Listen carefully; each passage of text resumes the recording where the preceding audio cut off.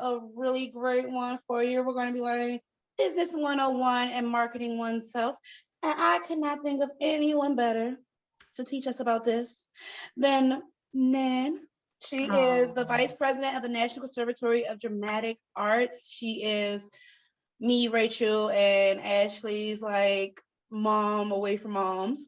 She's our theater mom. Yes, definitely our theater mom. She's our theater Nan. Nan has worked in the theater business for more than 20 years. She 31. continues to work. I gotta update that. Wherever you got that bio from, you gotta tell me because it's old. The website for school. I am not doing good marketing. I've got a bio out there.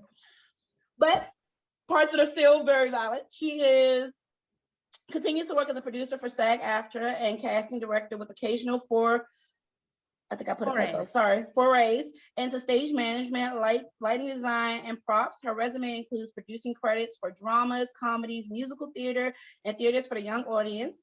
At NCDA, National Conservatory of Dramatic Arts, she teaches the business of acting and the art of self-producing. She establishes the Artist Project at the Conservatory, which gives free performance space and production mentoring to alumni producing their own work. And she has been very beneficial in all things TMD. And without further ado, the amazing Kyle-Ficca. Thank you. Yay. It's so fun to be here. Thank you guys for creating this opportunity for us all to be in little boxes together to talk about creating, right? So I'm going to start by, you asked me to talk about marketing. And here's the thing that I think is really important. I am not the maven of the social media. So that's where kind of my marketing is kind of starting to, and why we have so many new amazing people on staff at the National Conservatory of Dramatic Arts to take up the mantle of Nan's getting old.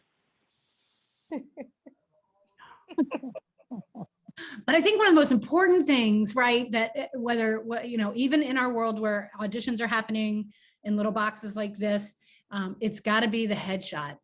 So I want to share my screen and look at this headshot. What's this? Hold on. Make this bigger. I really have been teaching in this for over a year.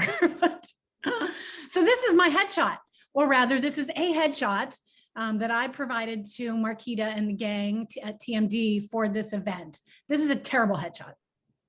It's a really bad headshot, right? Yeah. What's wrong with this headshot? Anybody? Can't see your whole face. Yeah. It's really dark. What's that? It's like totally dark over here. What is that? This is actually a picture that Doug Wilder, for those of you who know Doug, former education director at the National Conservatory of Dramatic Arts, Helen Hayes, alumnus of the National Conservatory of Dramatic Arts, and Helen Hayes Award winner, multiple Helen Hayes Award nominations. He took this picture of me when he was actually setting up some lights at the theater for, we were doing some filming, just FYI, you guys, especially alumni will be interested to know that we've got all of the lecture portions of all of our classes recorded now.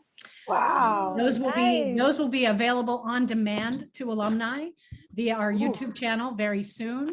But in COVID, we just said, we got to get some stuff. We got to get it recorded. We got to, for days when people have to quarantine or whatever.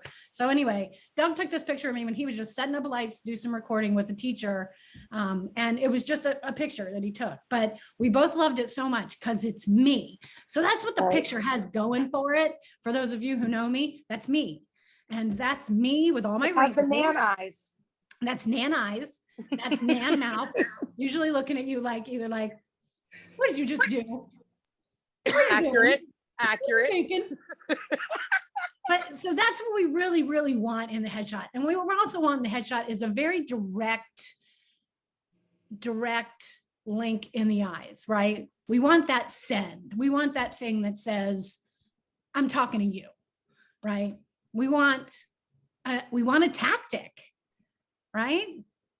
We want an objective and we want a tactic. And the objective is to draw the viewer in and say, oh my gosh, I got to learn more about this person. So this is a good headshot because of that, but it's a terrible headshot because it's too dark.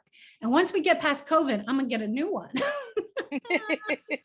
But for now, that's what I love about this headshot. It's very Nan. But the other thing that it is it's got all my stuff that's going to go into that audition room with me. All my wrinkles, all my gray hairs up there at the top. You can't tell very good again because it's too dark, but they're all going in the room with me. They might as well be on the picture. But then I want to show you another headshot. Again, it's me. Where is it? Oh, Lordy. Lord have mercy with this picture. Again, I have been teaching in this for you. I can do this. Who's that? I love this Spruced picture. up. This picture was taken last May in COVID, which is why I look terrified. Okay, really quick backstory. So I'm a real estate agent now. We'll talk about that in a minute. But so I had to go to my brokerage and get a headshot that they would use for their website and business cards and this kind of stuff. So I was not a headshot photographer, just a guy who knows how to work a camera. So that's a good lesson here, right? Just because it's a photographer, and even if they're taking like corporate shots like this, not a headshot. This is terrible. He was telling me how to stand. He was telling me where to put my head, all this stuff. And then what happened? He photoshopped the crap out of this picture. Because we were just looking at the real Nan. Does that look like Nan? No, you can see my wrinkles right now, right on my face in the Zoom. So this is a terrible headshot also, right? You know, it's not direct in the eyes. I look terrified. I was terrified because it was COVID and I didn't want to go have this picture taken, but my boss said I had to. I have a boss now. So this is a terrible headshot. And you know, the composition isn't bad. The lighting is quite good. Right? I mean, the lighting is actually excellent. That's a fake background. This was actually taken on green screen. And then my corporate just stuck this tree or whatever behind me is behind me. But it is a good headshot, and it's got good lighting and good composition, in the fact that even though they did put something in the background, it's not pulling focus from me, right? So pictures should, you know, you should be the thing. It's pretty good. It's pretty good in terms of the eyes, but the rest of me just looks tentative, right? Does my mouth look like I want to go and like get in a conference in a rehearsal room with you and make all kinds of great creative things happen? No, nothing's happening here. There is no objective. There is no tactic, right? So I think the big thing, and you guys know this from business class, is make your headshot session. Headshot session like an acting job, right? So your camera is your scene partner. Go into that thing with an objective. Who are you talking to? Who's in that camera? What do you want from them? And how are you going to get it? What's that tactic? So you can say, you know, depending on what you want the outcome of that picture to be, depending on what you're going to use it for. If it's a business shot, then maybe it's a little more serious of a tactic, right? Where I'm saying, you can trust me. Yeah, I have my suit on and stuff, right? We've picked an outfit because it makes sense. And then, you know, if it's supposed to be a little more playful, you'd be like, give me that cookie. And you can actually do this in the mirror and like play with it and decide what you want the arrangement of your limbs and your face to be. And you can practice just like we practice our lines and our tactics and our objectives for whatever we're working on, a play or devised thing or whatever. You can practice this too in the mirror so that when you get there, you have a sense of what to do to get the look you want without a photographer having to tell you like that one did that took that terrible picture of me. So there's one more thing I want to share. While I pull this up, does anybody have any questions about headshots that they were hoping somebody would say something about today that I didn't say? Hello, my name is Madeline. I have a question. Yeah. Do you have any advice for like safe headshot sessions during the pandemic? Oh, outside, which is seriously why I'm waiting to get my new headshot, because I want it to be outside. And actually, for the most part, industry standard loves the outside, because the thing you can do in a I'm trying to mind the time. The thing you can do in a studio with lighting is really alter someone's appearance. Right. And outside, it's easier to light, and you're going to look like you. Unless somebody goes crazy with the Photoshop afterwards, you're going to look like you if you get your picture outside. And you know, the great thing about photography is you don't need to be up on top of each other. If you've got a good photographer, they'll know how to use the lenses and the things at their disposal to get you in the framing that they need without having to be on top of you, right? And if you're going for commercial shots where we need to see more of your body, then they're really going to be far away from you. So go outside. It's getting warm. Are you of the opinion, for so long, the theater world was like, you shouldn't smile. But I see more and more headshots where there are smiles. And I was always taught, at least back in the day, that you really shouldn't be smiling in your headshot. Yeah, that's like before me even. I know, I guess I'm That- giving my age away. But that was very true. You know, it was the black turtleneck and the very dramatic look that was going to assure people that you knew your craft. But now it's just, you want to think more about your type and what you're going for and what makes sense, right? So if you're putting on the tough girl and you got your leather jacket on, then then the smile kind of doesn't make sense, right? So what is the given circumstances of that photograph? What type are you trying to sell, and what's it supposed to do? And then make it make sense, yeah. And then, it's just as old fashioned in the back in the day was that you had to smile with a big toothy grin for any commercial or on camera type shots because they wanted to see that you had good teeth. Well, now we don't all have to have good teeth, and we don't all have to weigh 50 pounds, and we don't all have to not have any wrinkles, and et cetera, et cetera, et cetera. So just make the shot make sense for what its marketing objective is. I have a question as well. Yeah. What would you say about clothing choices? Like, what should we be thinking about when, we have a session? Same thing, marketing objective. So if you're going to go for a girl next door, if that's the type, if that's what you're trying to sell, then the leather jacket doesn't make sense, right? If you're doing young mom, then what what makes sense for a young mom? At the end of the day, with a legit shot, well, now I'm showing my age, with your theater shot, it's really still just going to be your head and shoulders is all it really should be. And so the clothes don't really make a lot of difference. They make a little more difference now. 20 years ago, everything was black and white. So it was just sort of like, who cares whether my shirt is fuchsia or purple? As long as the tones are going to look good in that black and white shot. But now everything, and then for commercial shots, where they want to see more of your body because they're making decisions about your castability based on your type, which includes your physical self, then the clothes do have more of an impact because they're going to see more of it. And so you want it to go along with what types of roles are you sending this picture out for? And what types are being cast with that look? What are you going for, right? Mhm. You can make a picture to the right people. I think that's something that I've learned, Nan, over the last few years. Like what my type was that I wanted to be when I was in school versus what I looked like. Yeah. With tattoos and like the way my face shape is. Like I get cast as like the mean girl and the edgy chick all the time, even though personality wise, I'm a young lover. And I've known this forever. Like that's not what I look like. And understanding, if I can chime in here and say, knowing what your physical type is, knowing what your body looks like, and like what you look like to like people is huge, because you can get a picture that looks like, the girl next door, but if you don't look like the girl next door, because I've got tattoos, I have a tattoo on my chest, I've got tattoos on my shoulders and stuff. I don't play that off well. And you really have to just kind of come to terms and like wrestle with that and understand like what you look like.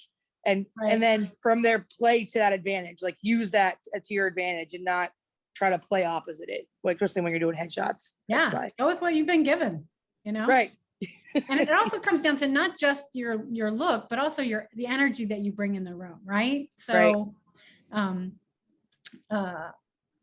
yeah, it's your essence that we don't get to see in the picture, but that we are going to get to see once you come into the room and say, hi, my name is Nan, and I'm going to do this piece from that, the way that you come in and the way that you greet people. And then that's how we get a sense of you. And of course, as performers, which I am not one of, but I say it like as performers, we know we can play anything, right?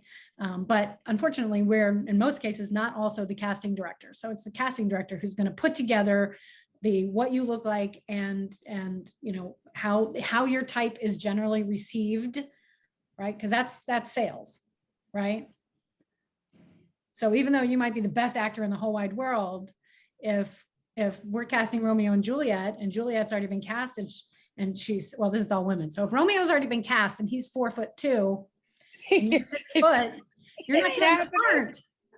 You're just not going to get it. Because the audience has to buy it.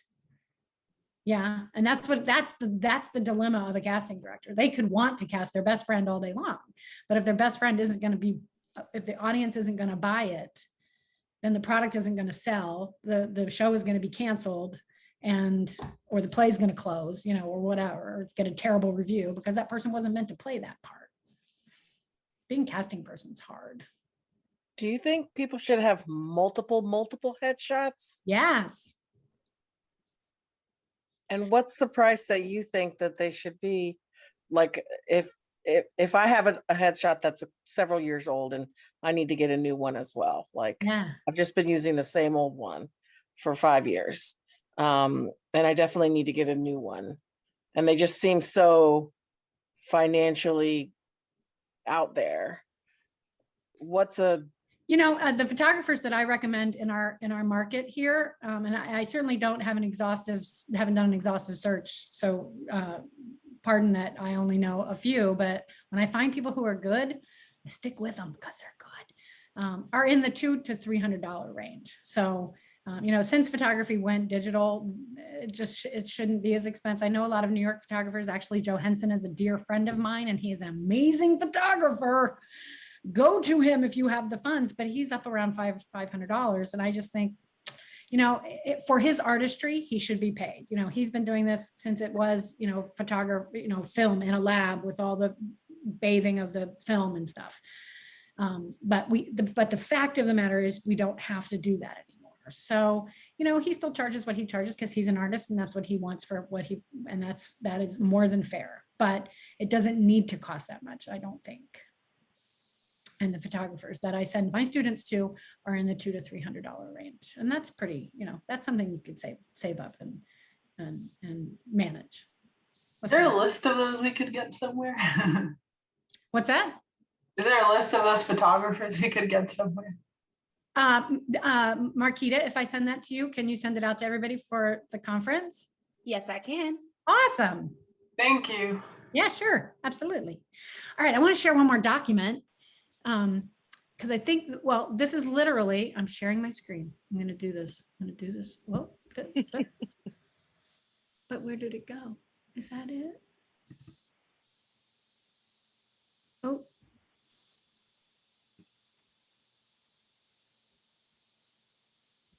I am screen sharing. I don't know why it's in print mode, but that doesn't matter. Can you read it?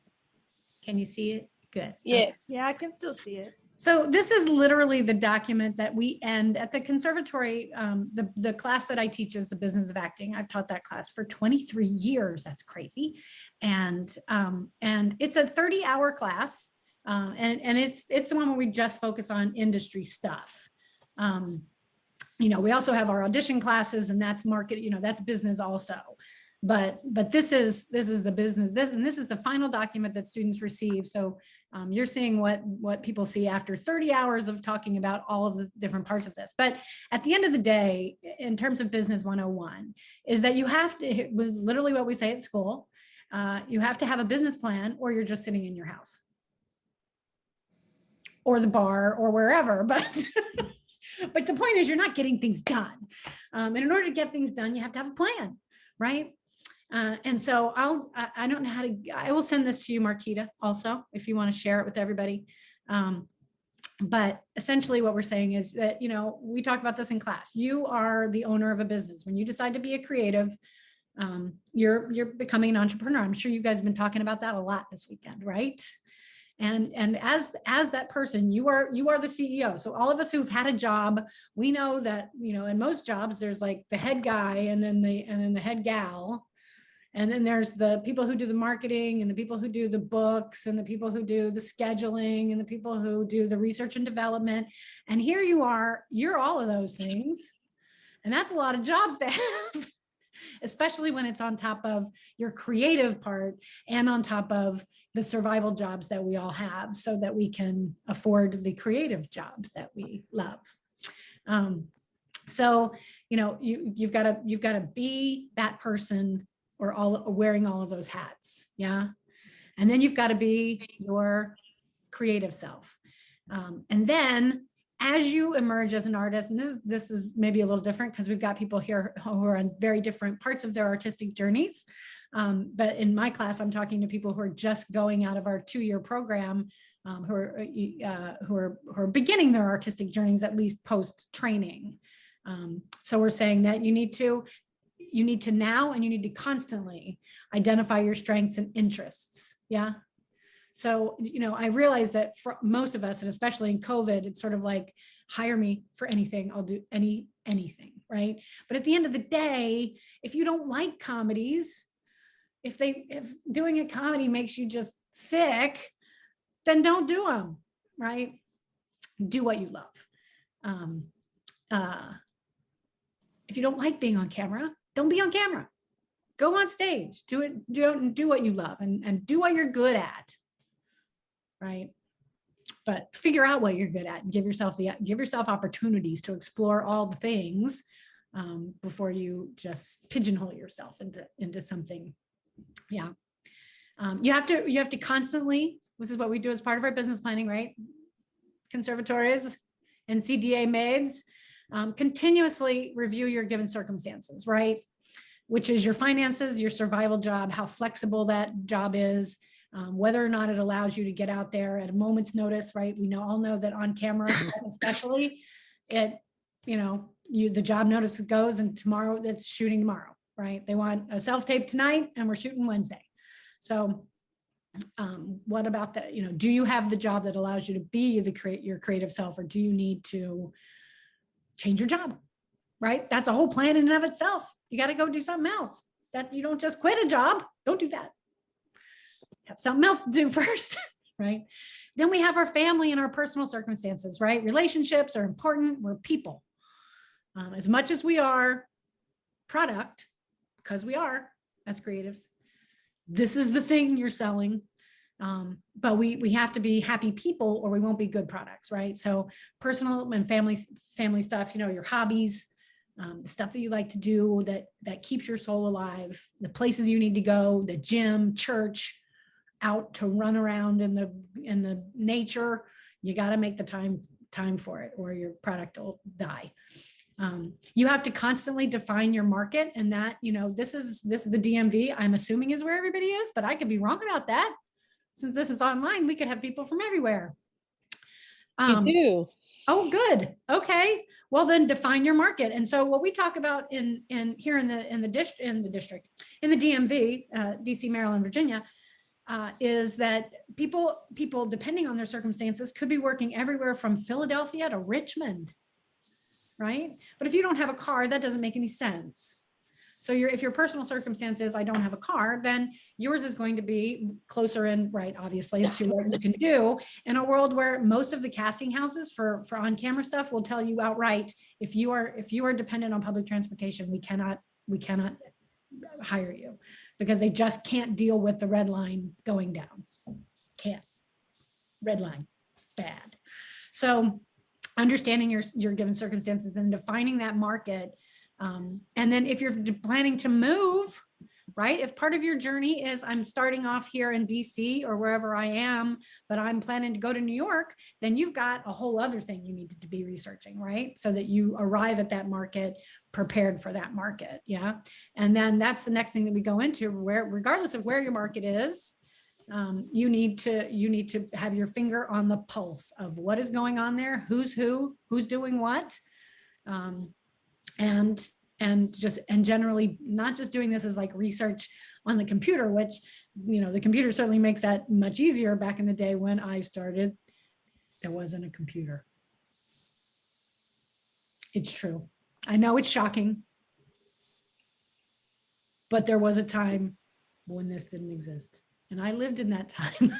And keeping your finger on the pulse of what was going on in your market was all being out there. So don't forget about that, right? There's a lot to be said for getting on the web and Googling the theaters and Googling the companies and Googling who's doing what, but then you got to get out there and be with those people, right? Once we can do that again, For now, we're doing it in little boxes because everybody's come up with such great ways for us to continue to be able to network and get to know each other like you guys did at TMD with this great conference this weekend. So take advantage of things like this conference, find out who's doing what, and get in a little box. But once we open back up and we can get out there, one of the things I love to talk about is getting out there and volunteering. Yeah. Volunteering is one of the most important things a person can do on this planet. And theater companies and film crews need volunteers just as much as church and the food bank. I'm not saying the church and the food bank aren't important. They're important too. But a great way to get to know that theater company is to go volunteer to be an usher in the front of house, right? You get to see the show for free. You know, because part of that market research is if you say, oh man, I really want to work for Solus Nua. I really want to work for Monumental Theater Company. I really want to work for Too Much Damn Theater. Well, if you haven't been to one of their shows, what?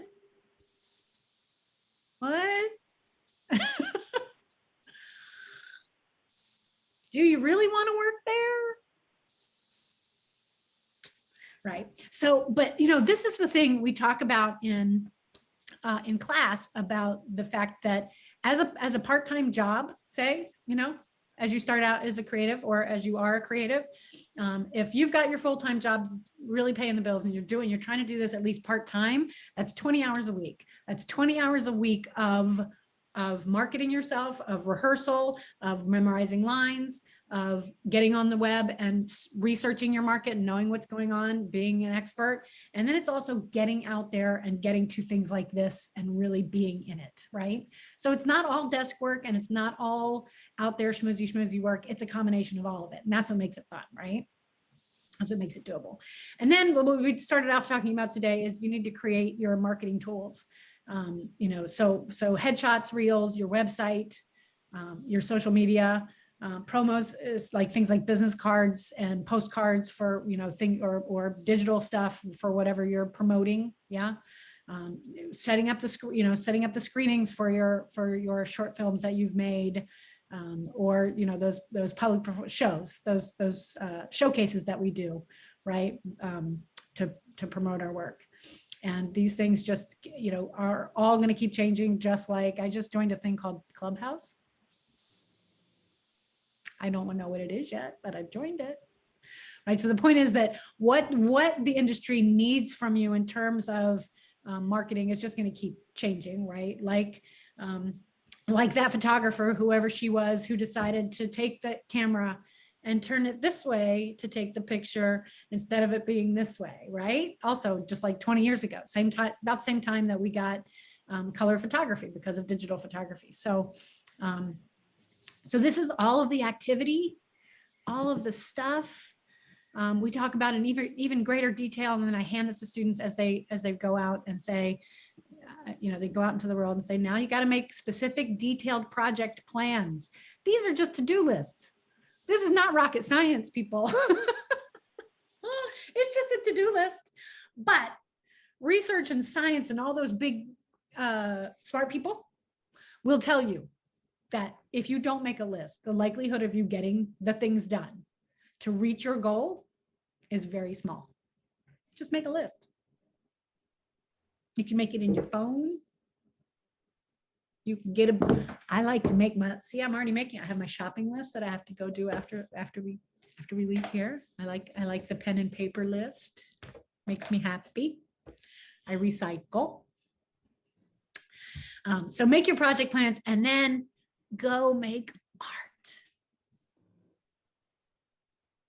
Yay. So do I have a chance to plug two things? Yes, please. Yes, it's yes. So at the conservatory, we never stopped. Well, we did. We went in little boxes in March and we came back out of boxes in July when Mayor Bowser said we could. When she approved our reopening plan, we went back to school and we made art. We made some of the most amazing art ever, meaning the students, including an immersive show that took participants all over the streets of Georgetown. So we're getting ready to gear up. And it was amazing, Marquita. Oh my gosh. It was amazing. I mean, it was like so amazing that I'm trying to convince those artists to replay the show this summer because only 6 people per performance could walk around Georgetown with them, because what we didn't want to do, we felt very safe about it, but we didn't want to create a crowd. We didn't want other people to see this big crowd and then follow our crowd and make it bad. So, but now that we're getting vaccinated and stuff, take a look at our social media. We are NCDA made on Instagram and Twitter. And of course, our Facebook page is the National Conservatory of Dramatic Arts. But you know, if you want to come see something, we're going to be doing stuff out in the, just like doing headshots out in the sun. So join us for those. We are doing performances inside as well, but those are very, very, thank you for taking away that document, whoever did that. But those are limited to the family and loved ones of the performers on stage. Obviously, we can't have 40 people in the black box right now. So there's one. And number 2, follow me I'm on Facebook as Kyle-Ficca Realtor, because in my second part of my life, I have decided that far too many, I know that you guys, most of you were in a financial literacy seminar. That was cool. I wished I could have come to that, but I was showing people houses because I've decided that I am tired of creatives thinking they can't own a home. It's ridiculous. But I do understand from having done it myself that it is this, especially because I didn't come from a home. My parents didn't own a home. We moved, we rented, we went all over the place all the time. So for me, buying a house was like a thing that could never happen. And it is a big, scary thing-ish if you don't break it down and understand what it is, just like acting or the business of acting. If you don't break it down and make a list, first you do this, and then you do this, and then you do this, then it seems impossible, but it's not impossible. And I'm tired of creatives thinking that they can't have the American dream, which is owning a house.